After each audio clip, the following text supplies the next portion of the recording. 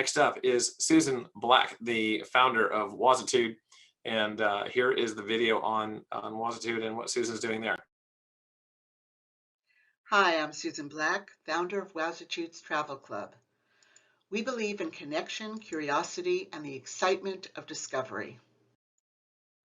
Our live stream two-way guided tour solution shows remote travelers amazing places around the world, live and up close, promoting conversations and mitigating social isolation. Meg and Patrick are in their 60s and enjoy traveling around the world. Of course, this year was especially challenging, and like most, they're not ready to take international trips in person. Irene and Joe are in their 80s, and a few years ago they traveled like Meg and Patrick, but age-related diseases, mobility challenges, and finances have made travel impossible. Even if COVID hadn't hit, they haven't been able to travel in years. Enter Wowzitude, providing real-time immersive travel experiences from the safety and comfort of residences or community rooms, with people who like to travel together.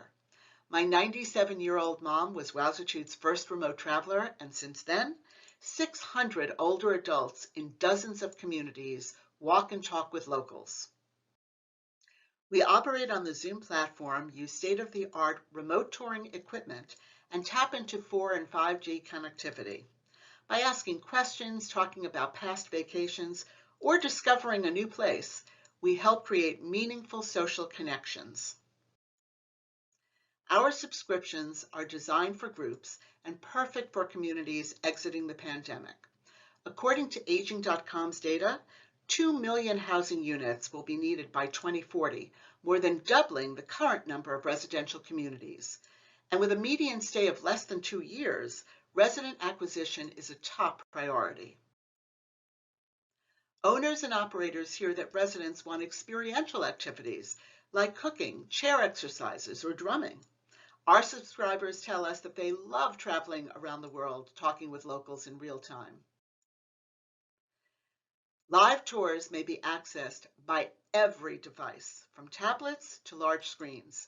Our travelers discover sites that aren't accessible to in-person groups, and they often ask guides to zoom in closer to see details on iconic buildings or artwork. Sometimes we meet street musicians, and our travelers even request songs.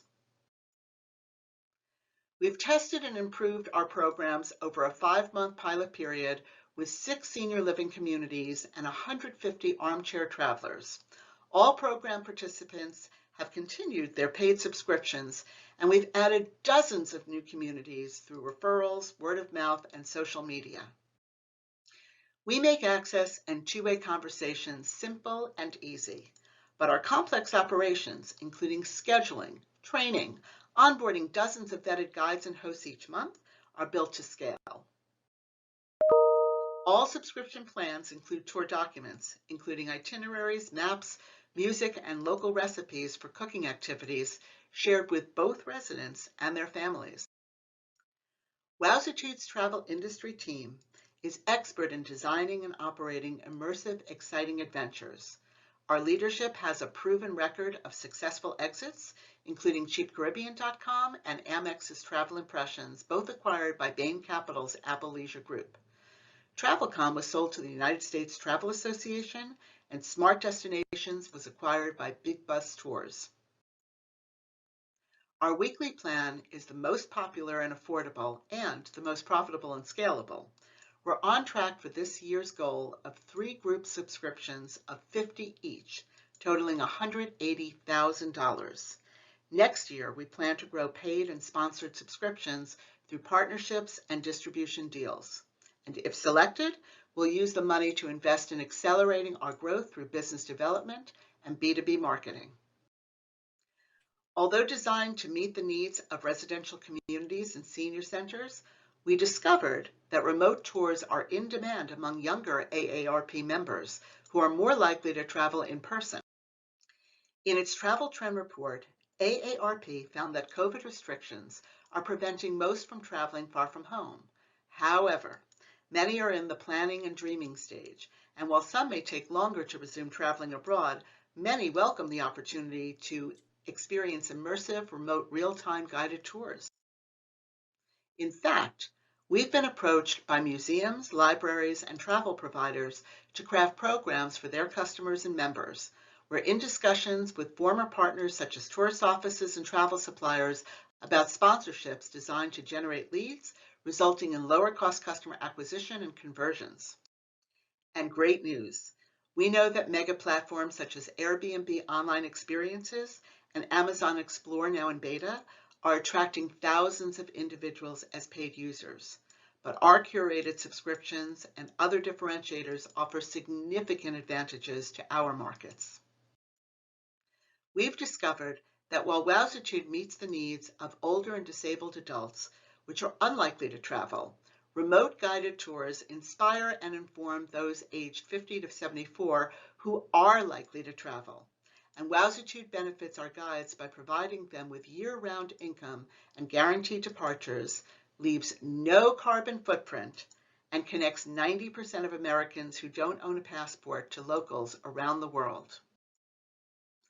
Our business plan focuses on 3 recurring revenue streams as we expand our travel offerings among a variety of distribution partners, organizations, and geographic markets. Without limitations, Wowzitude brings the world home to you. Thank you.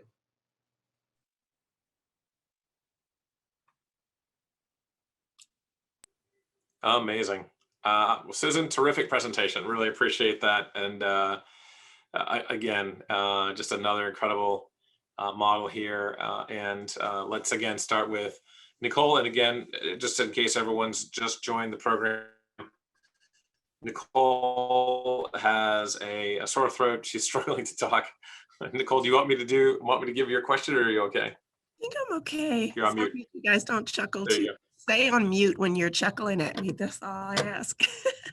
Susan, great business model. Do you believe that as the country opens up, that the model for that people will, for lack of a better word, be all zoomed out, be virtual out? Even the seniors are kind of tired of the isolation, and I believe that we were trying to look for things to combat social isolation. I definitely see that this is communal, but do you believe your model will be dated in 2 to 3 years as the world opens back up and wants to physically touch and feel and experience again? I'm glad you asked that question. This is really a COVID catalyst. Before COVID, guides would never have given remote tours, to answer your question. It just wouldn't have happened. But what we found is that seniors, really the oldest of the old, 85 plus, will not have a chance to go. And this enables them to continue because of the two-way conversation, and because they're able to speak communally with one another. Even if they're home, it's kind of like book club without the book. You've got your travel club now every week. You now have conversations that are beyond, pandemic and politics. You now have conversations about travel. And so this will continue on and on and on. There are places now that are open. Our groups are signing up in droves because there's always going to be something. Some sort of illness, some sort of issue with mobility, some sort of financial problem. And this really also, for those people, it really opens it up. For those that are looking to sample and have a taste of, this is perfect. Why, what if I want to go to Budapest, Hungary, and I've never seen it? Well, why not have an hour, not only watching it, but talking with the actual guide himself and finding out all sorts of inside information. It's going to really stimulate. And that's why we feel that the sponsors will flock as well. We've already seen that happen. So we feel it's got a lot of legs from now on. Yeah, especially in an era like this with the pandemic. So fantastic. Blair. Yes, great presentation, Susan, and I love your enthusiasm to that last question. One thing that I wanted to know, can you tell us a little bit more about the market size and some of your competitors in this market? Yeah. So we started with the senior living community, and as you saw, that's about 29,000 today. Based on aging.com statistic, that's going to grow in the next 20 years. It's going to triple. So from 30,000 communities, senior living communities, mainly assisted living, that's going to grow to almost 90,000 communities. Today, it's about 800,000 individuals living in those. And again, tripling it, we're talking about in the millions, and it's only growing from there. And that doesn't even take into consideration those who are aging at home. Now, that's the 75, 80 plus. Those are the oldest of the old, and that's exponentially growing. In terms of the younger set, the ones that I addressed that are likely to travel, that's growing as well. And there's a lot of pent up demand. And what we're finding is that now people every week can go to a different place remotely, speak live to the guides, which is what they do, and then decide where they want to go. It's a great consideration rather than brochures or websites or some other things that are kind of stagnant. And also, as much as we love travel agents, which we do, it's fantastic talking to people who are actually there and seeing, when we went to Prague the other day, everything's open. And it's like, look, here's the restaurant, come on in. Nobody's wearing a mask. So that's the authenticity is really exciting as well. Wonderful. Yeah, and everyone likes that too, for sure. And Nathan. Thank you, Susan. I really appreciate the presentation. I was wondering if you could elaborate as to, and I understand why you are going after the communities, but I'm more so curious why you're not going after individual users. Like, I know you mentioned that there's the two competitors that are going after that. But I'm thinking of like my grandparents, for example, who are 85 plus, and even though they're not a part of that community, maybe they want to join that community. And I understand from a revenue standpoint why you would go for the community, but is there any reason why you haven't really pursued bringing individuals as part of that revenue model? There's no reason at all. As a matter of fact, it's in our plans. We wanted to start with senior living communities because, quite frankly, it's easy to do B2B2C, and it's easy to get sponsors and to grow exponentially, especially the numbers when you're doing it with pre-baked communities.